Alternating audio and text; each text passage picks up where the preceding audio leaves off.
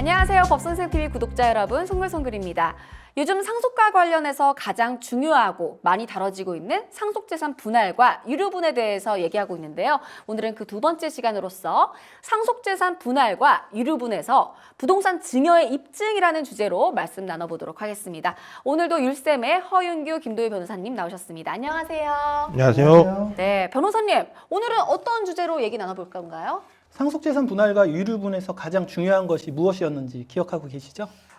예를 들어서 망인이 돌아가셨을 때 그 상속재산을 공평하게 나눠야 되는데 살아생전에 뭐 부모님이 특정 자녀한테 뭐 증여한 재산이 있다. 그러면은 그 증여 재산을 상속재산으로 이렇게 미리 준 것으로 보고 재산을 공평하게 나눠야 된다. 뭐 이런 내용이었잖아요. 네, 아주 정확하게 이해하셨습니다.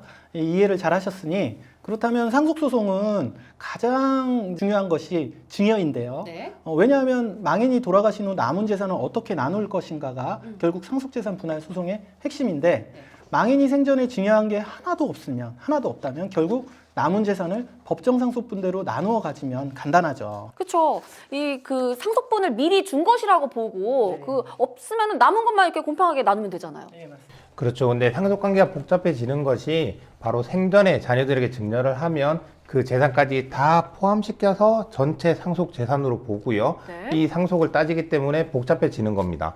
그런데 문제는 망인께서 생전에 증여를 할 때에도 공평하게 해주시면 좋겠지만 자녀 중에는 잘 사는 자녀도 있고 못 사는 자녀도 있고요. 또 마음에 드는 자녀도 있고 마음에 들지 않는 자녀도 분명히 있을 겁니다. 그래서 이런 재산을 나누어 주는 것이 공평하지 않기 때문에 결국 분쟁이 생기게 되는 것이죠.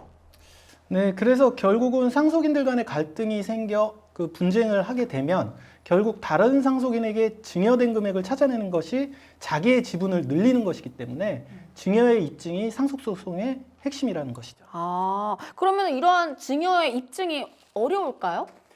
사실 쉽지가 않습니다. 망인이 돌아가실 때쯤 되면은 뭐 증여 시기에 따라 다르겠지만 길게는 뭐 40년, 50년 전에 증여가 이루어졌을 수도 있고요.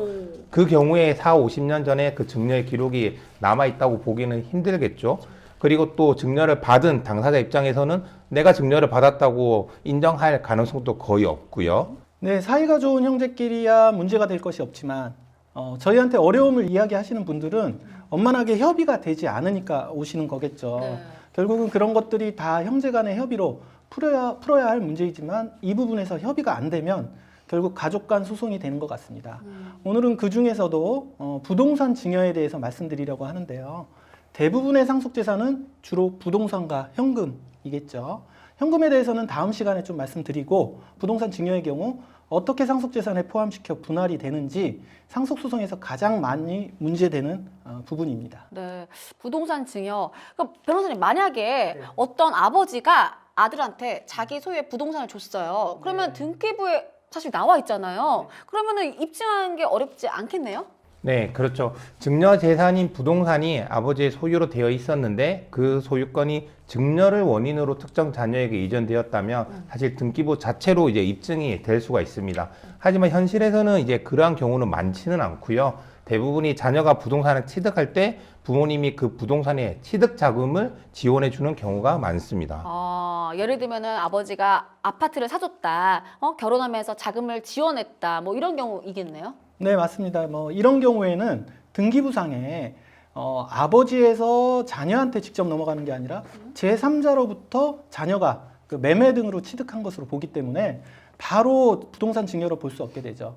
그런데 이제 처음 상속을 접하시는 분들은 전자의 사례, 즉 아버지가 부동산을 자녀한테 직접 증여한 경우와 취득자금을, 즉 현금을 증여한 경우에 대해서 구별을 잘 못하시더라고요. 그렇죠. 네. 보통 이제 아버지 부동산을 직접 받나, 뭐 자금을 통해서 이렇게 매수하거나 어쨌든 같은 거잖아요.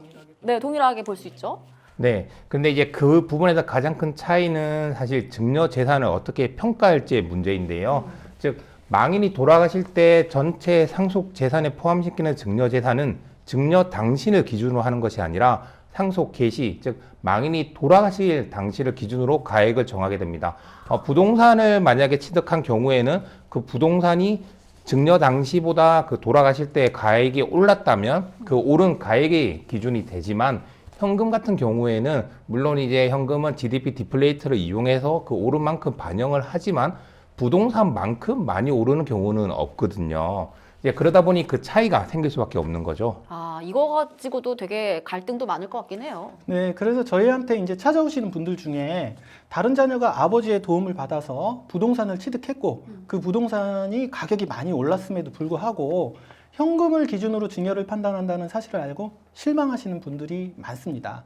다만 그 현금 지원의 경우에도 아버지가 그 모든 매수 업무를 처리하고 명의만 자녀 명의로 취득하는 경우 실제는 아버지가 매매에 관여하고 취득 이후에도 아버지가 그 재산세를 내거나 일부 관리한 정황이 있으면 취득자금, 현금 증여가 아닌 부동산 자체의 증여로 주장해 볼 여지는 있습니다.